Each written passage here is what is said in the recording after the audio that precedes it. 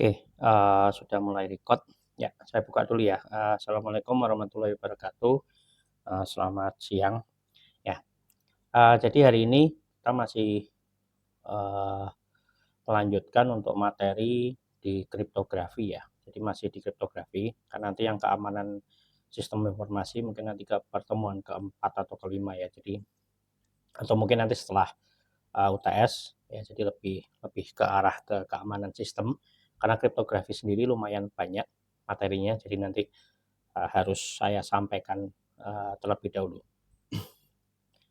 Oke, Anda bisa buka langsung ke Iftik ya. Jadi akses ke Iftik, di sana sudah ada materi yang nanti bisa Anda buka bacaannya ya. Ya, oke, saya akan share materinya yang ada. Ya, sudah terlihat ya. Oke, sudah terlihat belum? Ya, oke, di sini ke konsep dasar kriptografi ya.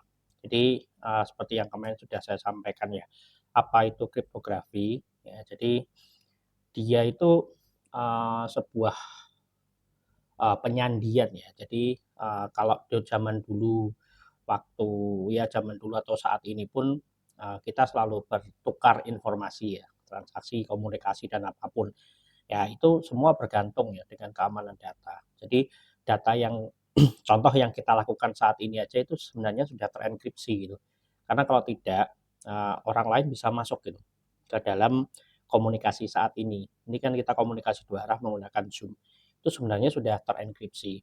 Ya, cuma memang model enkripsinya sudah jauh lebih canggih ya dibandingkan yang model-model zaman dulu. Ya, jadi kalau zaman kuno itu kita kenal metode penyandian pesannya itu seperti Cypher. Cypher Caesar itu karena terkenal pada saat itu memang yang mengembangkan adalah Julius Caesar ya. Julius Caesar ya. Jadi pada saat perang militer dulu dia melakukan penyandian yang sangat sederhana. Jadi menggunakan metode substitusi. Jadi hanya dipertukar-tukaran antara alfabet itu digeser ke kanan atau ke kiri itu sejumlah metodenya nanti contoh mau digeser 10, geser 8 itu nanti tergantung dari metode yang akan digunakan. Nah, kalau yang metode yang saat ini udah canggih. Ya, kita dengar juga namanya adalah AES ya, Advanced Encryption Standard, ada RSA juga, Reverse Samir Edelman. Ini adalah penciptanya ya. Jadi ada 3 orang yang melakukan pembuatan metode, akhirnya diberikan nama mereka RSA. Ya, contoh yang paling sederhana ya di transaksi perbankan gitu kan. Kemudian Anda akses ke jaringan internet gitu atau kita menggunakan Zoom dan sebagainya itu selalu terenkripsi. Ya. Kalau lebih aman lagi kita bisa menggunakan sebuah hole namanya adalah VPN.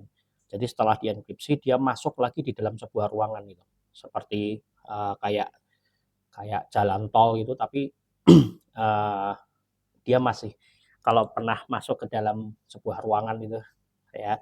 Jadi kalau umpamanya kayak gimana ya, masuk ke lorong gitu, lebih tepatnya ke lorong. Nah, di dalam lorong itu kamu harus punya kunci gitu. Nah, nanti sama-sama di jalan umum itu. Tapi lorong itu menggunakan jalur tersendiri. Nah, itu menggunakan teknologi VPN. Sebenarnya di enkripsi internet pun sudah terenkripsi gitu. Tapi di dalamnya ada sebuah lorong lagi itu menggunakan VPN.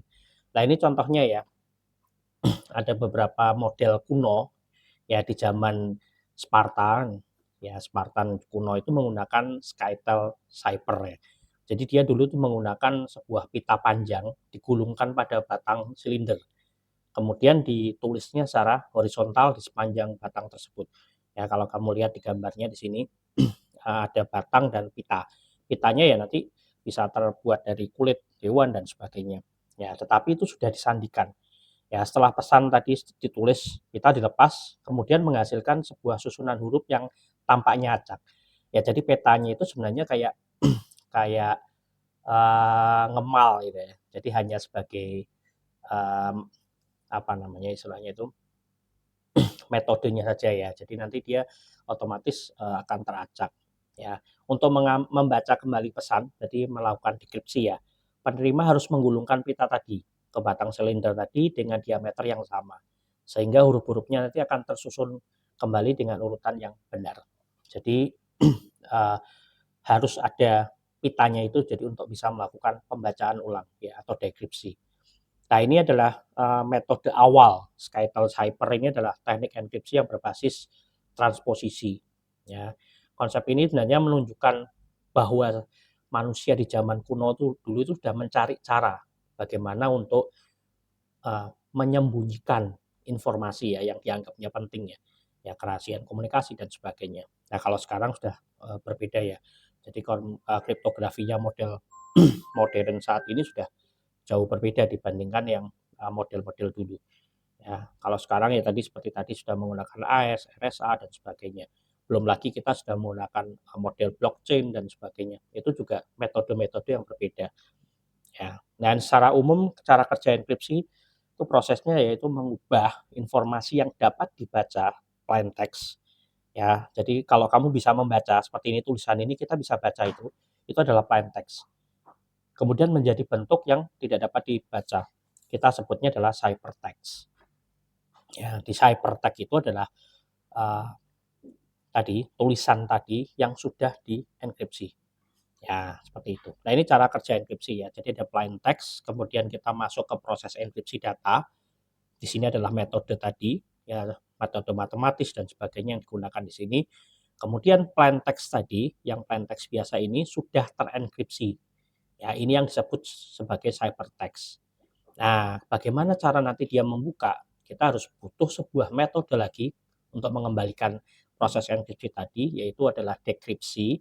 Ya, kemudian dia akan berubah menjadi sebuah plain text yang bisa dibaca secara langsung.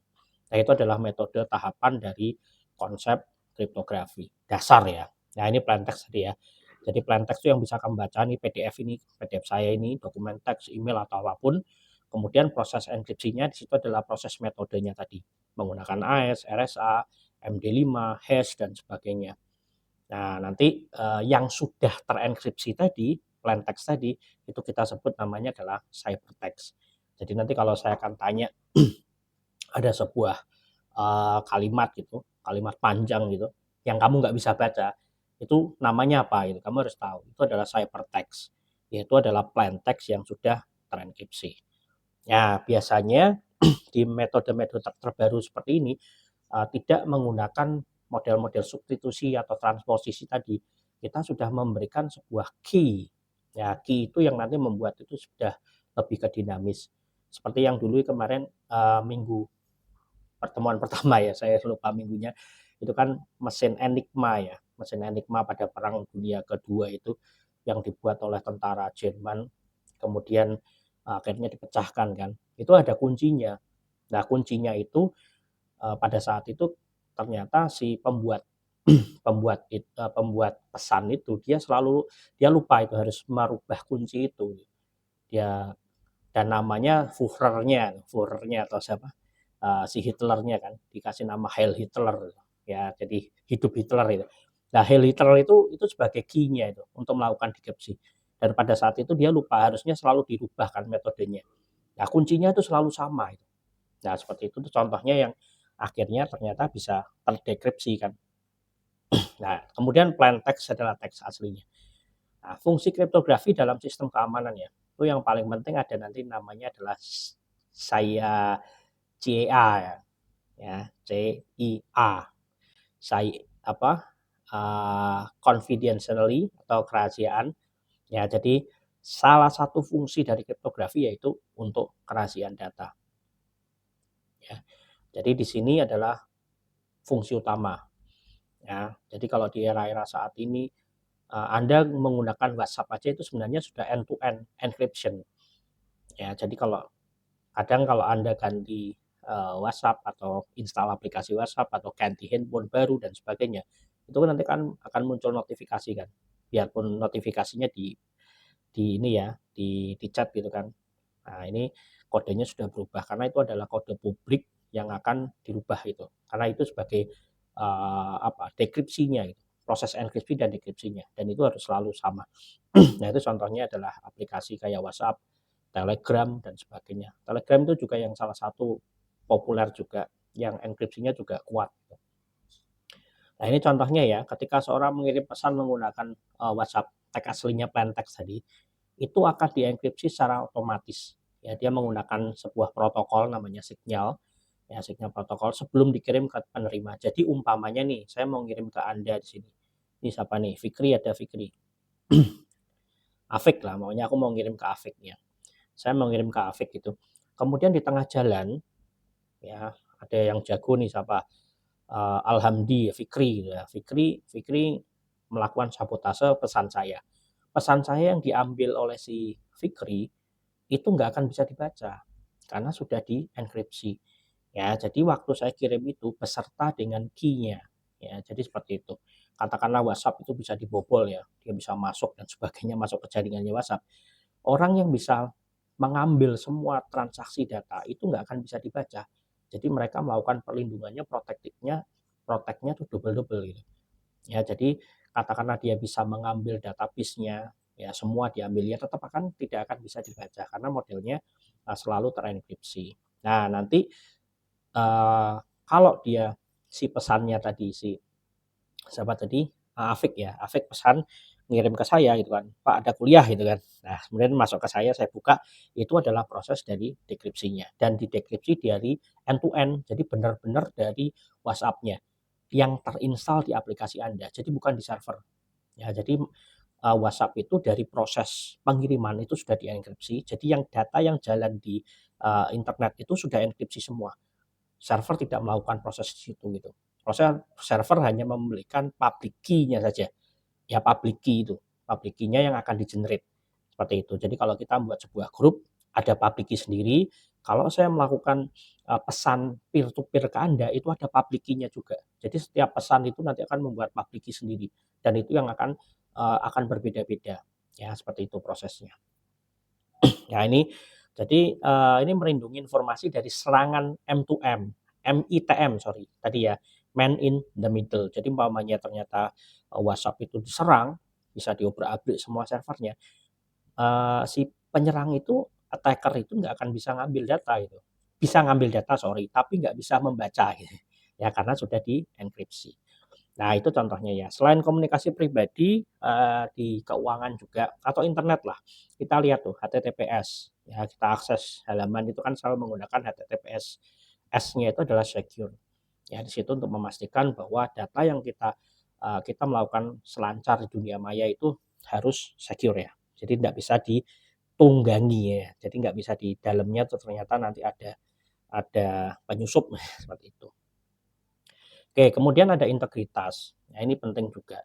Jadi salah satunya kalau terenkripsi itu memastikan ya data itu benar-benar dari Anda. Ya, dari Anda bukan dari tempat yang lain gitu. Contoh seperti tadi ada MITM ya, saya bisa masuk ke jaringannya WhatsApp. Kemudian saya mengaku sebagai Afik, kemudian saya mengirim ke Fikri. Nah, itu kan berarti integritasnya nggak terjaga gitu. Berarti bukan benar-benar dari Afik gitu, tapi dari orang yang mengaku sebagai Afik. Nah, itu kriptografi penting di situ. Ya, jadi jangan sampai terjadi hal seperti itu. Ya, nanti akan saya contohkan membuat sebuah aplikasi tanda tangan digital ya. Ya, itu tahun kemarin saya buatkan aplikasi tanda tangan digital. Saya contohkan tanda tangan digital beberapa undangan-undangan saya dari pemerintahan itu contoh dari BKKBN, dari Pemkot Semarang dan sebagainya, itu sudah tertanam digital. Dan saya harus memastikan integritas ini benar ini yang ngirim dari pihak yang bersangkutan gitu. Jadi nggak sembarangan gitu. Karena kalau nggak seperti itu, saya buat PDF baru, tanda tangannya saya contoh gitu contohnya ya. Kemudian semua narasinya, kopnya saya contoh, kemudian saya kirim ke seseorang tertentu. Nah, itu bisa juga gitu kan. Tetapi itu integritasnya dipertanyakan. Makanya biasanya semua sekarang di pemerintahan itu menggunakan tanda tangan digital. Tanda tangan digital itu bukan tanda tanganmu di-scan itu bukan. Ya, bukan lo kok biasanya ada QR code itu bukan seperti itu. Jadi filemu itu benar-benar dienkripsi, dimasukkan sebuah file. Nanti eee, saya akan apa, kalau nanti kita pertemuan ya, akan saya ajarkan cara membuatnya itu, ya. Itu nanti Anda bisa buat juga untuk, skripsi dan sebagainya. Nah, metode-metodenya nanti yang akan Anda angkat sebenarnya, seperti itu ya. Kemudian autentikasi ya. Nah, ini yang penting juga ya. Jadi untuk memastikan bahwa pengguna dan sistem itu eh, Anda benar apa ya, memiliki hak akses yang sah ya. Kalau tadi integritas, ya ini berarti benar-benar Anda, salah satunya seperti itu ya. Jadi tanpa autentikasi yang baik, seseorang ya bisa berpura-pura atau menjadi pihak lain. Jadi hampir seperti yang tadi, untuk mendapatkan akses informasi yang sensitif. Ya, seperti itu. Nah, ini yang paling penting ya, itu contoh-contoh model-model autentikasi ini. Ada model adalah yang paling terkenal saat ini adalah MFA, Multi Factor Authentication. Jadi di sini adalah salah satu proses proses autentikasi yang paling penting. Contoh, saya tahu usernya siapa ini di sini, Aulia gitu kan. Saya tahu usernya Aulia. Ya, saya tahu usernya Aulia, user dan password, katakanlah seperti itu. Kemudian saya masuk zaman dulu ya, Google gitu. Saya masuk Google, saya login ya, umpamanya Aulia, username-nya aulia@gmail.com gitu. Passwordnya aulia1234. Itu bisa masuk. Ya, tapi dengan teknologi saat ini menggunakan MFA itu nggak akan bisa masuk secara langsung karena dia akan memberikan notifikasi dulu ya ke mana? Ke Aulia. Aulia di situ mendaftarkan nomor handphonenya dan email. Nah, pada saat itu akan ada notifikasi. Itu untuk memastikan bahwa ini benar dia apa tidak. Ya, nanti dalam bentuk OTP lah dan sebagainya. Oh, ternyata tidak. Saya tidak pernah login dari tempat ini. Kita bisa batalkan. Nah, itu adalah multi-factor authentication. Nah, sebenarnya pertanyaan, apakah aplikasi yang ada di Unimus sudah menggunakan itu? Belum. Ya, jadi kalau umpamanya saya tahu user Anda, ya saya tahu user Anda, saya login, bisa gitu ya. Tapi kalau dia sudah menerapkan multi-factor authentication, nggak akan bisa gitu. Karena semua device yang akan mengakses di aplikasi atau sistem itu akan terdeteksi. Ya, dia akan terdeteksi, ini benar-benar Anda apa tidak.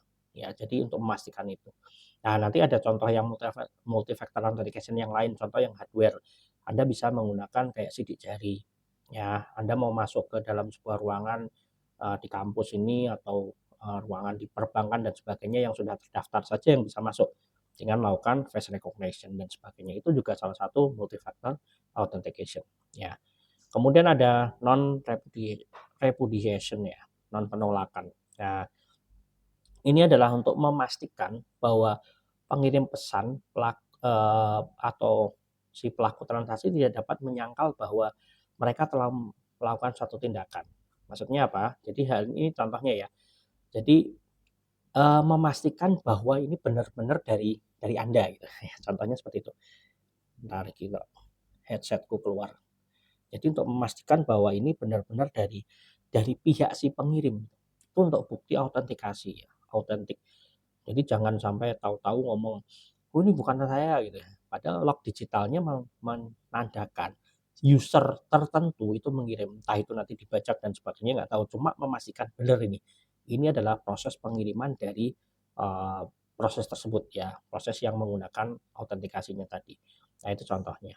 Nah, ini jenis-jenis kriptografi ya, yang paling sering atau umum itu ada 2, simetris dan asimetris. Ya. Jadi kalau simetris itu menggunakan satu kunci untuk proses enkripsi dan dekripsi. Sedangkan kriptografi yang asimetris dia menggunakan dua kunci yang berbeda, yaitu public dan private. Asimetris ini adalah model kriptografi saat ini. Ya, contoh menggunakan WhatsApp, email dan sebagainya itu selalu menggunakan model asimetris, yaitu public dan private. Seperti tadi ya. Jadi publik itu adalah yang di-share. Jadi kalau saya membuat contohnya paling sederhana gini, kalau saya mau masuk ke dalam uh, ruangan, ya masuk ke dalam ruangan ruangan ruangan apa nih, ruang ruang 704 gitu. Pabriknya itu semua punya KTA. KTA-nya apa? Ya, kartu KTM contoh, kartu tanda mahasiswa dari Unimus gitu, mahasiswa Unimus. Nah, itu untuk memastikan bahwa ini sama semua nih. Jadi hanya mahasiswa Unimus dulu. Itu sudah publik ya, maksudnya publik itu. Jadi organisasinya Unimus. Kemudian setelah nanti Anda masuk ke dalam ruangan tersebut, Anda menyalakan komputer. Nah, komputer itu di situ nanti ada masing-masing user passwordnya. Nah, user passwordnya adalah private. Jadi pertama publiknya itu yang secara umum semua KTM-nya sama-sama, dalam artian semua punya KTM dulu. Ya, jadi anggap aja dia harus mahasiswa Unimus dulu, nggak mungkin kalau orang bukan mahasiswa Unimus masuk ke, ruang kelas komputer kita gitu kan, ini dianggap aja nggak mungkin karena dia bukan model kunci yang publik tadi. Setelah itu dia mengakses ke komputernya harus punya private. Nah, private itu yang memang tidak boleh dibagikan. Ya, jadi memang dia harus dia sendiri, personal itu sendiri yang memegang kuncinya tersebut. Sedangkan publik itu adalah syaratnya dulu. Ya, jadi seperti itu. Kalau namanya di WhatsApp ya sama. Kalau kita nanti buat sebuah grup WhatsApp, itu publiknya sama semua tuh. Ya, tapi nanti waktu proses pengiriman pesan, dia menggunakan kunci private yang berbeda-beda. Itu adalah model asimetris. Ya. Selain itu nanti ada juga kriptografi hashing. Hashing itu hanya satu arah, dia tidak bisa didekripsi dan itu paling sering digunakan dalam proses password, ya pembuatan password dan sebagainya itu adalah hashing. Oke, di sini adalah kriptografi simetris ya. Jadi ini adalah metode enkripsi yang menggunakan satu kunci yang sama untuk menyandikan atau mengenkripsi atau membuka dekripsi. Jadi beda dengan asimetris tadi, asimetris ada dua, selalu punya dua kunci, yaitu public dan private, sedangkan simetris hanya satu saja. Ya, bisa disebut private, bisa disebut public, yang penting dia hanya satu. Jadi kunci itu selalu dikirim tuh. Ya, jadi umpamanya kalau kamu mau masuk ke rumah itu, kita kasih kunci gitu. Dah seperti itu. Mau siapapun kuncinya sama. Yang penting dia punya kunci, intinya gitu. Ya, jadi kalau dia nggak punya kunci itu dia nggak akan bisa masuk. Contohnya seperti itu. Ya, jadi cara kerjanya adalah pengirim mengirimkan enkripsi pesan tadi dengan kunci rahasia. Kunci rahasia itu sebenarnya untuk melakukan dekripsinya. Jadi pesannya tadi terenkripsi, ya, tapi kalau pesan tadi yang sudah terenkripsi itu bisa diakses sama orang, contohnya ya, tapi dia nggak bisa melakukan decrypt. Nah, bagaimana cara decryptnya ya? Tadi harus sama kunci rahasia tadi. Itu contohnya. Nah, ini pesan yang telah dienkripsi dikirim penerima melalui jaringan. Ya, kemudian penerima menggunakan kunci yang sama untuk melakukan dekripsi pesan pesan kembali ke bentuk aslinya. Nah, ini secara gambaran seperti ini ya. Jadi plain text tadi ini ada encryption, same key. Ya, same key-nya ini adalah kunci yang sama pada saat proses enkripsi. Kemudian proses dekripsi adalah kunci yang sama juga. Nah, ini adalah proses symmetric encryption. Jadi sekali lagi ya, uh, proses dalam melakukan enkripsi itu mempunyai kunci yang sama. Jadi analoginya seperti tadi ini tak kasih kunci, kamu bisa masuk gitu. Ya nanti buka juga sama. Itu contohnya. Ini adalah prosesnya. Karakteristiknya kalau di simetris itu selalu menggunakan kunci yang sama. Cepat dan efisien karena dia selalu sama itu. Beda nanti kalau menggunakan asimetrik ya. Ya cuma ketergantungan pada kunci. Jika kuncinya tadi bocor atau bisa diduplikasi pihak yang tidak berwenang itu nanti bisa-bisa. Ya. Ada beberapa contoh ya. Ini ada AS dash, 3 dash dan sebagainya, Blowfish ya. Itu menggunakan enkripsi yang simetris ya. Nah, cuma nanti ada beberapa yang modifikasi dia sudah menggunakan asimetris. Ini keunggulannya kecepatannya lebih cepat dibandingkan enkripsi asimetris. Kelemahannya ya tadi rentan terhadap brute force. Ya, jika panjang kuncinya pendek. Jadi kita bisa lakukan brute force. Ya nanti kalau pas pertemuan ya saya coba akan buatkan sebuah brute force ya kode sebuah program brute force untuk melakukan attacking ya atau defect tadi dari uh, proses enkripsi yang sudah ada. Jadi kalau pendek itu bisa gitu, tapi kalau panjang ya butuh waktu gitu ya. Semakin komputernya cepat ya harusnya bisa lebih cepat. Keamanan ini aman jika dikunci dijaga dengan baik ya. Tadi kuncinya jangan sampai diduplikasi ya. Ya ini jika bocor tadi ya itu sangat mudah dienkripsi karena proses mendekripsinya hanya pakai satu gitu. Nah, ini cocok untuk komunikasi real time seperti VPN, disk encryption dan sebagainya. Distribusi kunci dari tantangan. Nah, ini adalah contohnya script Python-nya. Nanti Anda bisa coba ya. Saya menggunakan uh, modul, menggunakan library dari ICE, Crypto Cypher di sini. Kemudian nanti kamu di sini ada fungsinya, fungsi untuk mengenkripsi teks namanya encrypt ICE. Plain text itu tulisan biasa. Kemudian ada key-nya. Nah, ini key-nya yang harus Anda buat ya. Jadi key-nya itu nanti harus selalu berbeda. Ini adalah fungsinya. Kemudian adalah fungsi untuk mendekripsi. Jadi ada decrypt ICE, ciphertext, key.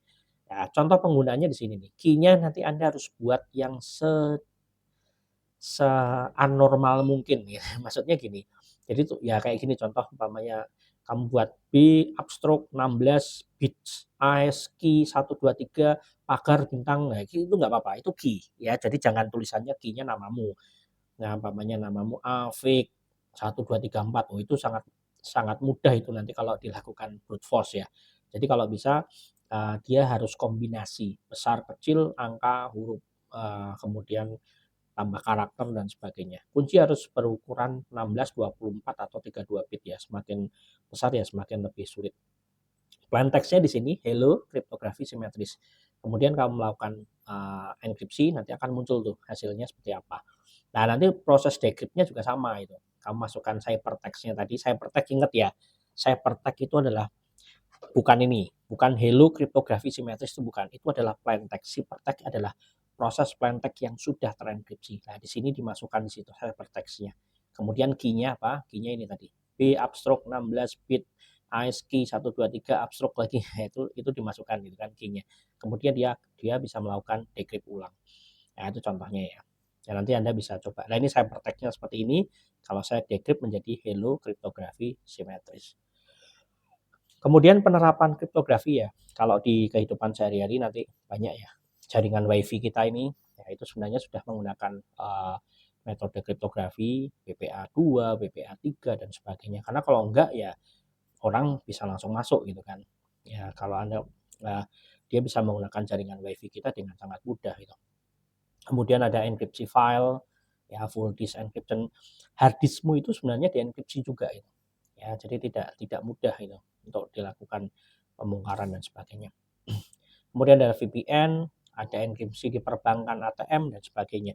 Ya, jadi dia selalu dilakukan. Dan di perbankan itu selalu berlapis ya. Selain jaringannya sudah dienkripsi, Anda harus menggunakan password, Anda menggunakan PIN dan sebagainya. Ya, jadi kalau nggak dienkripsi sangat mudah tuh orang masuk ke jaringan itu ya. PIN-nya diketik, ya ATM-nya disadap dan sebagainya bisa gitu. Ya makanya sangat jarang orang langsung masuk menggunakan MITM, middleman in apa in attack tadi, tahu-tahu langsung di dalam itu kecuali orang dalam ya itu berbeda. Itu sangat sulit ya karena menggunakan VPN. Yang paling sering apa? Itu menggunakan social engineering. Jadi kelemahan dari nasabah entah dia menggunakan aplikasi APK atau dia menggunakan aplikasi apapun itu, yang pasti dia harus menyamar itu menjadi si nasabah tersebut gitu. Baru kemudian melakukan transaksi dan sebagainya. Jadi konsepnya selalu seperti itu gitu. Ya jarang sekali dia tahu-tahu langsung bobol masuk kemudian nguras itu sulit. Ya karena memang jaringannya di perbankan sudah dienkripsi ya secara umum sudah. Kemudian ada enkripsi di dalam database. Biasanya saat Anda melakukan pembuatan password, ya kemudian ada butuh data pelanggan umpamanya alamat atau nomor telepon di enkripsi dan sebagainya. Enggak semua data dienkripsi karena itu nanti proses decrypt-nya itu sangat berat. Kenapa? Nah, pada saat nanti enkripsinya mungkin mudah, ya, tapi kalau dengan datanya masih sedikit. Datamu kalau sudah 10 juta, itu proses pembacaannya dia akan menggunakan proses dekripsi yang berulang-ulang itu untuk melakukan menampilkan data-data yang Anda butuhkan. Kemudian ada streaming video dan sebagainya ya, enkripsi email dan sebagainya. Nah, ini kemudian ada kriptografi asimetris. Ya, ini ada dua. Jadi kita menggunakan public key dan private key. Jadi public key ini dibagikan secara bebas. Ya, maksudnya bebas ya itu terbatas ya, bukan yang bebas. Jadi seperti tadi, kalau Anda mau masuk ke dalam ruangan kampus, itu Anda harus mahasiswa Unimus dulu. Jadi itu harus mahasiswa Unimus dulu. Kemudian kalau mau melakukan login ke dalam private komputer Anda, itu harus menggunakan username dan password yang Anda punya itu. Ya, itu nanti yang akan membedakan satu dengan yang lainnya. Ya, jadi public key harus punya, kemudian private key harus sama. Nah, ini contoh cara kerjanya ya. Jadi pengirim mengirimkan pesan menggunakan kunci publik penerima. Jadi sama ya. Jadi kalau mau masuk ruangan harus punya public key dulu. Anda harus mahasiswa Unimus dulu. Contoh seperti itu. Saya mau masuk di WA harus punya public key dari WhatsApp dulu. Jadi waktu kamu menginstal ya itu akan diberikan private key dulu ya. Kemudian pada saat nanti akan diberikan dua, public key dan private key. Nah, public key itu yang nanti bisa jadi Anda punya banyak itu. Ya, kayak private itu pasti satu ya. Public key nanti bisa punya banyak. Contoh, waktu saya mengirim pesan ke Anda, saya masuk ke grup yang contoh nih grup kriptografi, nanti dibuatkan lagi grup baru dan sebagainya, itu public key-nya berbeda-beda gitu. Ya itu seperti itu sama maksudnya berbeda-beda itu bisa sama semua. Contohnya gini, umpamanya masuk ke grup kriptografi dan keamanan sistem. Di situ ada 10 orang atau ini contoh nih ada 26. Nah, 26 ini ya 26 member di sini itu public key-nya pasti sama semua. Ya, sedangkan private key-nya yang berbeda-beda. Ya, cara cara kerjanya seperti itu. Ya, jadi dia mengirimkan public key. Ya, biar orang kalau yang nggak punya public key ini ya nggak akan bisa gitu kan. Seperti itu. Jadi public key itu memang dibagi di dalam sebuah organisasi tersebut. Contohnya seperti itu ya. Kalau saya kasih gambaran tadi seperti itu. Nah, nanti di situ ada sebuah data yang terenkripsi tadi atau ciphertext tadi. Ya, kemudian kalau melakukan dekripsinya menggunakan apa? Menggunakan private key. Jadi dia membukanya nanti bisa berbeda-beda. Ya, kalau yang tadi asimetris kamu punya satu kunci yang sama bisa dibuka, kalau sekarang enggak. Ya, selalu menggunakan dua kunci yang berbeda-beda. Ya, seperti itu. Ya, ini adalah prosesnya. Ya, jadi nanti hampir sama. Jadi ciphertext tadi, decryption-nya nih datang telah dienkripsi, hanya bisa didekripsi menggunakan private key yang sesuai dengan public key pada saat enkripsi. Ya, jadi seperti itu. Private key harus dirahasiakan, hanya boleh dipegang oleh penerima yang sah. Makanya private key-nya nanti bisa berbeda-beda. Sedangkan kalau public key itu pasti sama. Ya, seperti itu. Kalau simetris itu private key-nya ya sama gitu, sama selalu itu terus gitu. Kalau metodenya menggunakannya itu ya itu terus gitu. Nah, itu contohnya ya. Nah, ini karakteristiknya ya asimetris.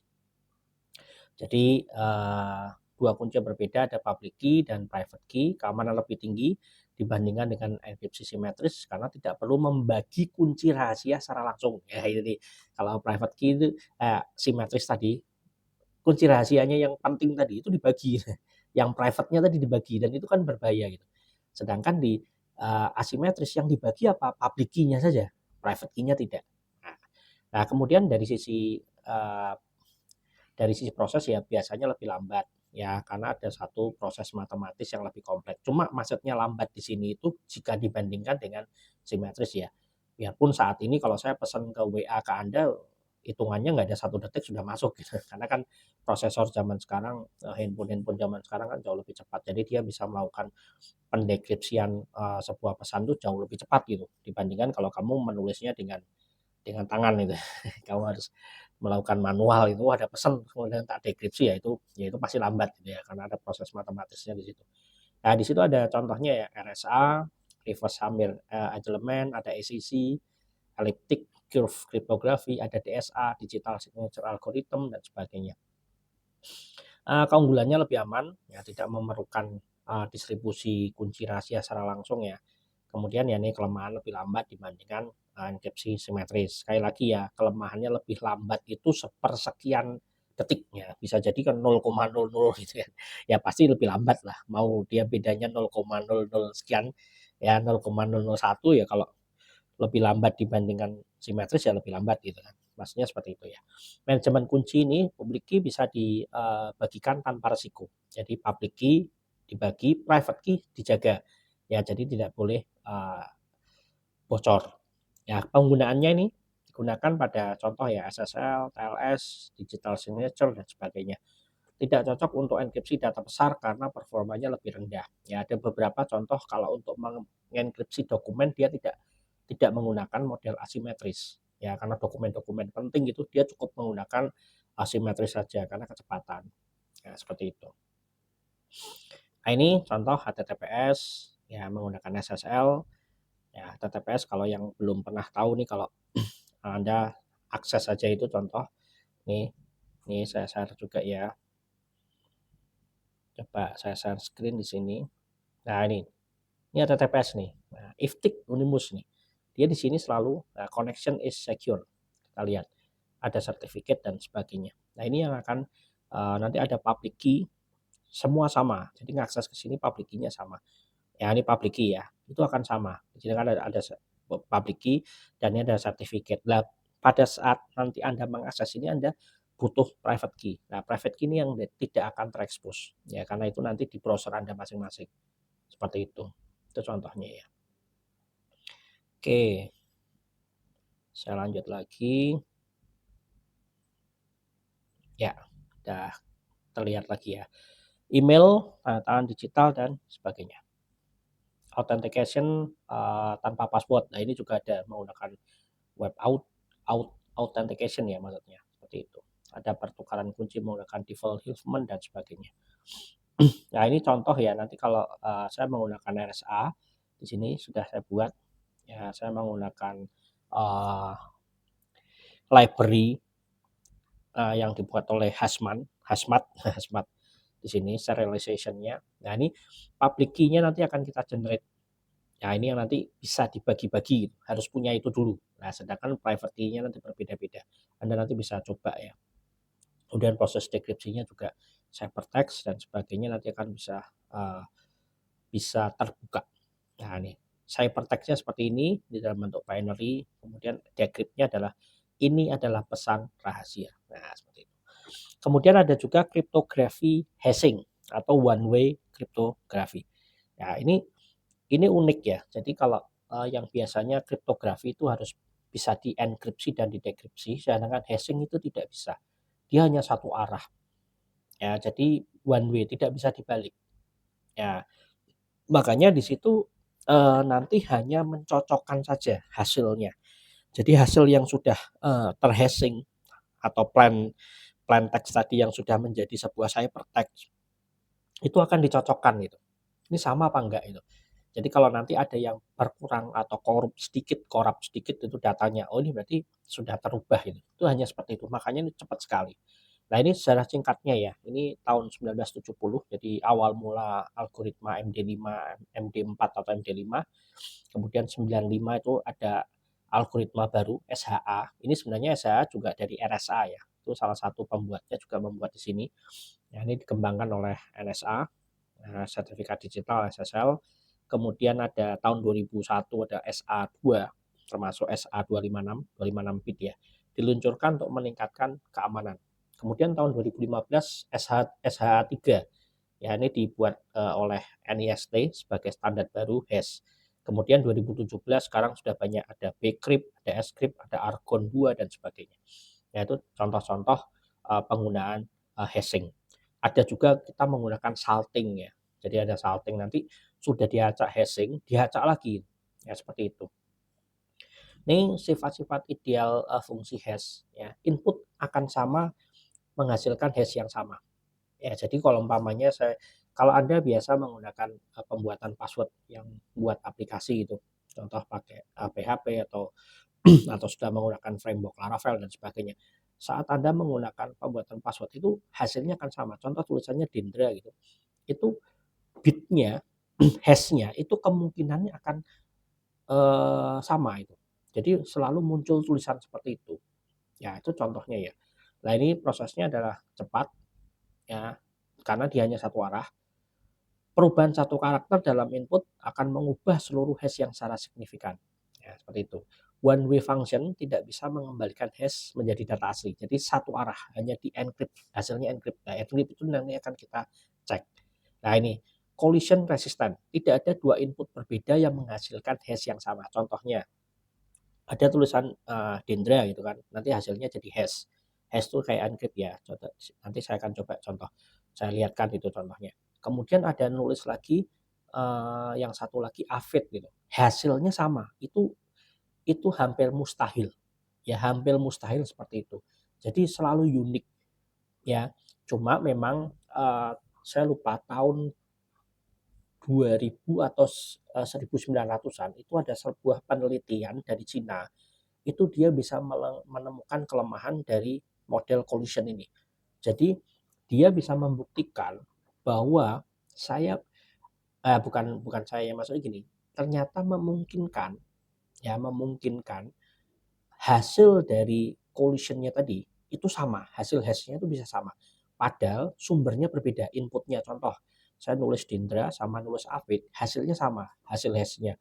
Nah, itu memang pernah, cuma nggak tahu kenapa hasil publikasi itu di take down, ya, di take down entah kenapa ya, entah itu politik atau bagaimana.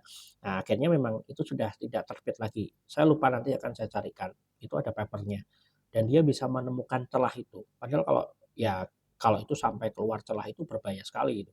Karena kita bisa bisa mengkloning gitu hasil yang kita inginkan gitu. Ya, contohnya seperti itu. Ya, itu nanti contohnya seperti ini deh. Ini saya akan buka ya. Saya akan buka contoh. Belum ya, ini sambil saya lihatkan dulu. Oh, sorry.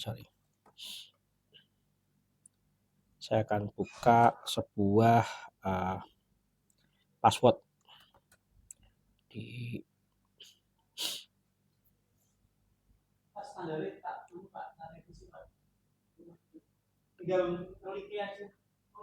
Oke, sebentar ya. Ini akan saya buka contoh aja lah. Yang paling sederhana lah, menggunakan hash itu biasanya kalau kamu menggunakan password yang ada di PHP gitu contohnya. Oh, ini kok belum jalan.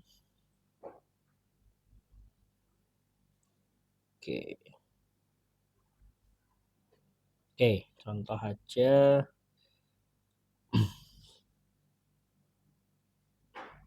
Nah, ini ya. Ini adalah proses hash. Ya, ini sebenarnya tulisan di sini adalah password. Password 1234 itu. Ini keluarnya seperti ini. Nah, jadi tidak mungkin kalau umpamanya nanti ada password yang berbeda, contohnya tadi ini tulisannya password 1234 gitu kan. Terus ada membuat lagi di situ adalah passwordnya adalah password saya gitu umpamanya contoh ya. Itu karakternya sama dengan ini.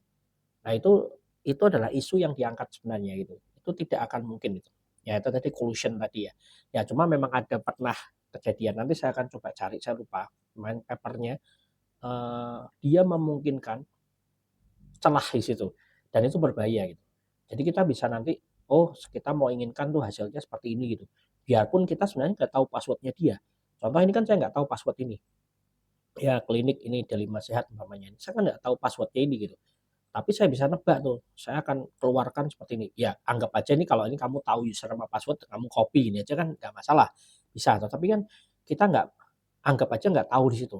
Ya, seperti itu ya. Jadi dia bisa tahu polanya ya, yang kemungkinan keluarnya seperti ini, dan itu kan berbahaya. Nah, ini tidak bisa didekrypt. Model hash seperti ini tuh tidak bisa didekrypt. Sedangkan kalau yang model tadi, encrypt decrypt yang simetris dan asimetris itu dia bisa dibalik. Sedangkan hash itu tidak. Ya, seperti itu. Oke, saya lanjut lagi. Tadi saya sudah share belum? Oh, tidak terlihat ya? Oke, sorry. Ya, ini contohnya ya. Nah, ini contohnya. Nih. Nah, meneng kabeh nggak ada yang ngomong jujur ngrungokke. Oke, ini ya contohnya ya. Ini ada tulisan password. Password 1234. Ya, jadi password 1234 itu akan selalu identik seperti ini gitu. Itu contohnya. Ya, jadi kalau umpamanya saya punya password lain umpamanya namanya Purna 1234 itu. Terus dia bisa keluarnya seperti ini. Nah, itu tidak mungkin gitu ya dengan model hash saat ini ya. Ya, ya dengan berbagai modifikasi ya tentunya ya. Itu tidak mungkin. Itu isu yang diangkat ya seperti itu. Oke, saya stop share, saya lanjut lagi.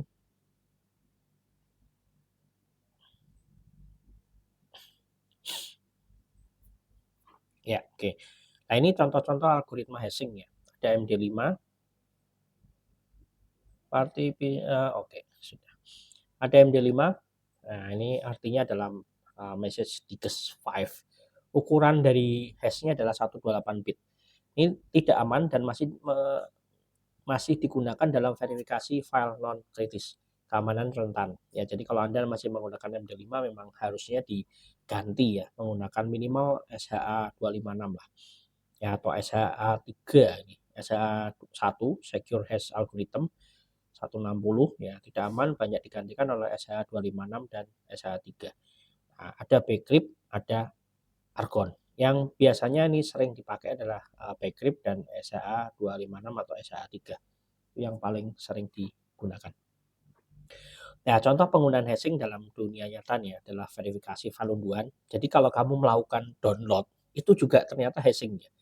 Ya, jadi kalau nggak ada hashing, itu nanti bisa jadi data itu tadi sudah rusak atau sudah dimodifikasi, itu kan berbahaya. Jadi untuk memastikan bahwa ini benar file yang kamu download itu dia dalam proses pengunduhannya itu dia selalu menyantumkan hash-nya SH256 atau 256 ya atau MD5 sorry. Ya, jadi untuk memastikan bahwa file yang diunduh itu tidak rusak atau tidak dimodifikasi atau ditambahkan file lain. Nah, itu kan berbahaya. Ya, jika hash file nanti menolak gitu ya, itu bisa jadi filenya tadi rusak atau disisipi oleh malware. Ya, makanya proses kerjanya dari antivirus itu salah satunya seperti itu. Hanya kan kalau dicek, oh ini terdeteksi virus, nah itu biasanya disusupi gitu. Ya, disusupi oleh virus, malware, atau dia korup, atau rusak, atau korup gitu. Makanya waktu di-download itu kan muncul. Ya, nggak bisa itu, ada notifikasi dan sebagainya. Kemudian ada penyimpanan password di database. Ya, jadi seperti tadi ya yang saya lihatkan itu adalah biasanya menggunakan hash. Tidak perlu di-decrypt karena nanti lama.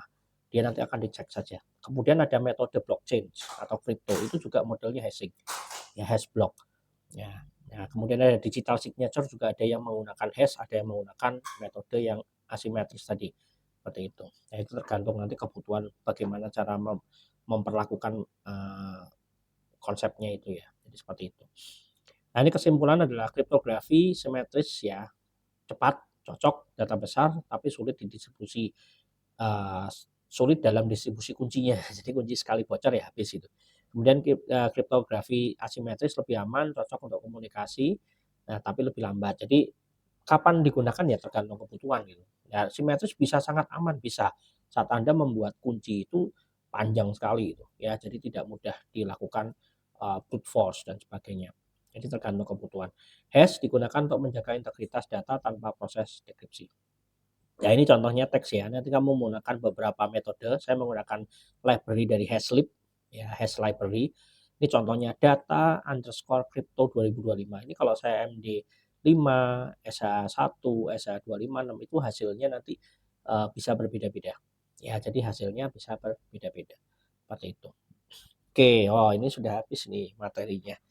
Pas ya, jam 3. Ntar sedikit lagi ya.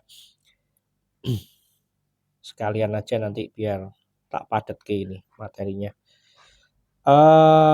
Langsung di bab 3 itu ada. Kamu lihat di iftik itu saya sudah buatkan juga.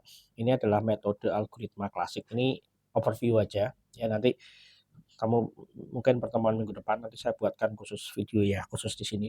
Jadi di sini nanti kita akan belajar lebih detail. Jadi ada model substitusi, ada model transposisi. Jadi itu metode-metode klasik dari zaman Julius Caesar tadi menggunakan Caesar Shaper, kemudian ada Vingener Cipher dan sebagainya. Itu hanya melakukan penggantian perputaran ya, substitusi. Ya, jadi mengganti saja. Ya, kemudian ada jadi contoh digeser alfabetnya, nanti mau digeser substitusi ke kanan 10, berarti nanti A digeser ke 4 gitu umpamanya nanti ya. Jadi kan A, B, C, D. A tuh selalu jadi D. Seperti itu. Jadi nanti B-nya nanti jadi E. Nah, itu model-model zaman dulu yang menggunakan substitusi. Ada juga menggunakan transposisi. Ya, ini lebih lebih lebih naik lagi lah, advance nah, dibandingkan model transposisi. Jadi ada modelnya nanti zigzag lah, ada modelnya lingkaran dan sebagainya. Itu transposisi. Nah, ini contohnya nanti kita akan pelajari minggu depan. Ini materinya juga sudah saya buat 25 halaman. Nanti Anda bisa coba cek ya. Ini ada Caesar Shipper. Nah, ini ya contohnya ya. Jadi selalu menggunakan alfabet 25, 1 sampai 5, A sampai Z. Ya, jadi nanti pergeserannya mau berapa dan sebagainya nanti kan kamu bisa gunakan. Ini ada contohnya. Ya, ini sudah saya buatkan lumayan lengkap, hampir 25. Ya, nanti bisa dicek minggu depan akan kita bahas. Nanti akan saya buatkan video khusus di sini. Hanya nanti bisa lihat. Kemudian absennya bagaimana? Absennya nanti di kolom komentar. Di kolom komentar itu nanti untuk pertemuan ketiga mengganti kemarin yang lebaran lebaran ya, lebaran itu kan 2 minggu ya, itu nanti masuk ke pertemuan ketiga ini. Oke, sampai sini ada yang tanyakan? Ada yang ditanyakan nggak?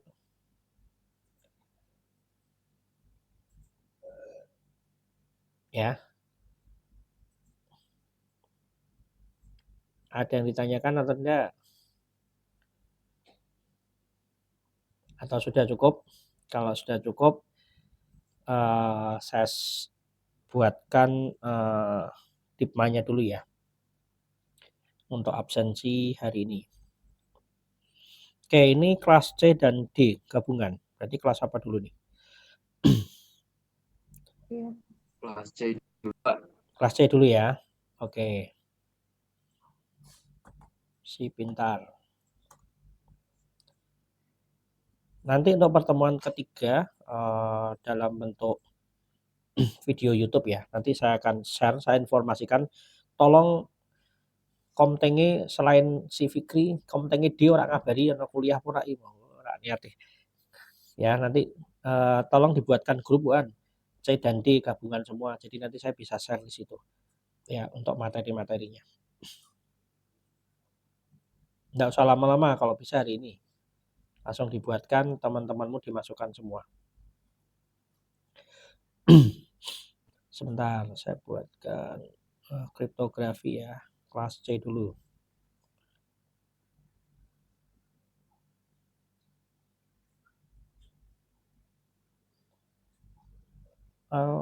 Kelas C, konsep dasar kriptografi, oke.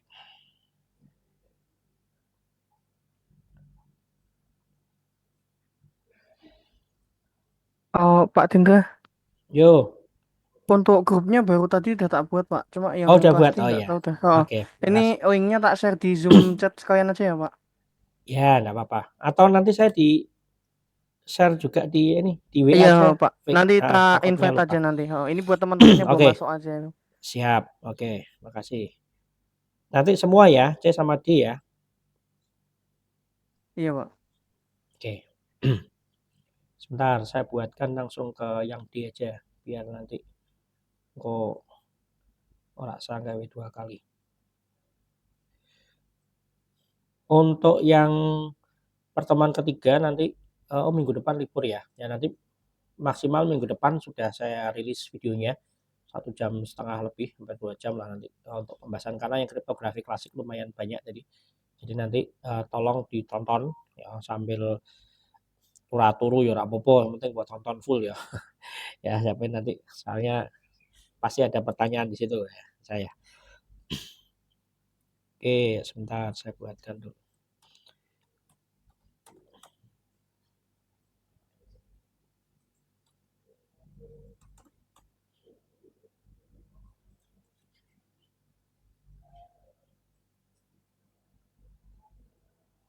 Ya, sudah dimulai dari kelas C dulu. Kelas C dulu. Oke, sebentar.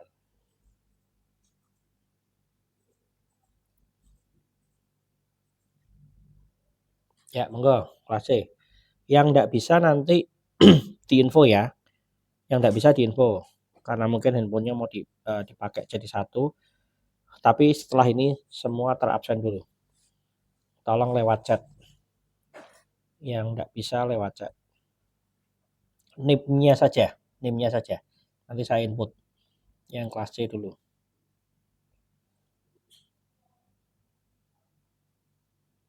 Soalnya linknya mau dipakai nih habis ini. 15 lebih dikit. Makanya kita nggak bisa sampai 3:30 ini. Dipakai yang lain ya. Oke, sudah ini yang kelas C. Ada yang nggak bisa? Kalau nggak bisa langsung chat saja. Oke ya, saya tunggu. Tuh, sampai 5.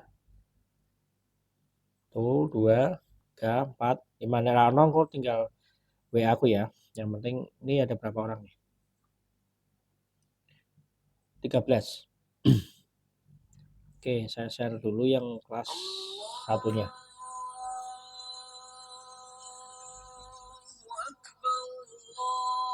Siru. Wah, males. Sebentar. Satunya kelas D.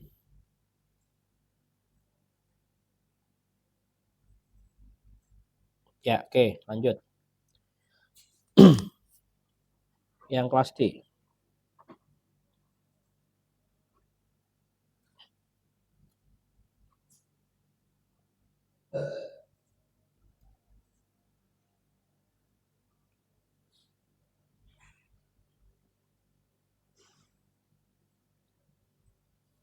Harusnya 13 orang nih.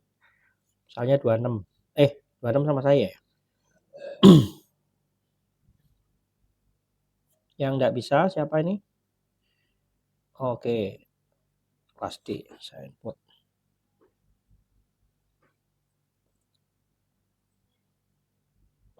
Ada lagi? Oke, kalau enggak ada saya stop ya untuk absennya. Oh, ada lagi, sebentar. Sapa iki? Oh, akeh men toh. Di mau C apa D? Iki kurang iki. Nur Najinah ini kok kurang kayaknya. C2, C0 berapa itu?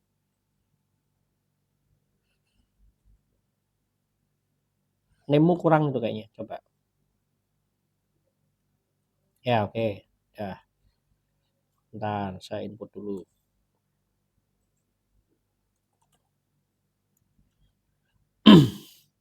Oke, udah 13 ya, sama 26 berarti. Oke, nggak ada lagi. Kalau tidak ada lagi, bisa saya akhiri untuk materi lengkap di situ, Anda pelajari. Untuk tugas nanti di pertemuan ketiga nanti akan saya berikan tugas. Ya, tugas. Ya, jadi di situ lengkap, sudah ada skripnya, teorinya semua sudah lengkap. Nanti Anda bisa pelajari. Untuk pertemuan ketiga nanti akan saya buatkan video karena minggu depan kita libur ya, Jumat ya. Jadi mau nggak mau ya ketemu lagi nanti offline di setelah itu tanggal 25 Maret. 25 April, sorry, 25 April. Kalau nggak ada, saya akhiri pertemuan hari ini. Terima kasih sudah bergabung. Selamat sore. Assalamualaikum warahmatullahi wabarakatuh. Waalaikumsalam warahmatullahi Ya, wabarakatuh. makasih ya. Ya, Pak.